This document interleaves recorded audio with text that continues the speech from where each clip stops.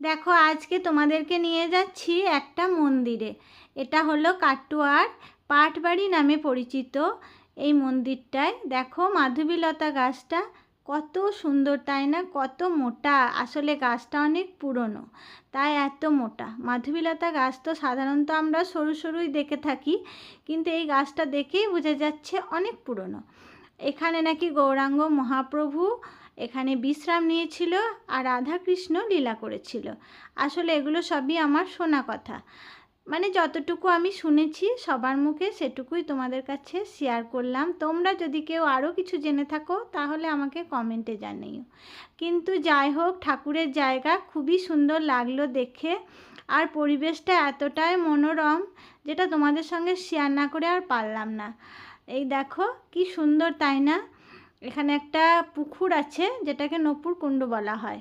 আর এই দেখো শ্রীকৃষ্ণ, রাধারানী, গৌরাঙ্গ মহাপ্রভু দর্শন করে মনটা একদম ভরে গেল।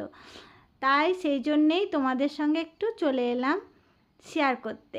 তোমরা পারলে একটু কমেন্টে জানিও আর একটু শেয়ার করে দিও।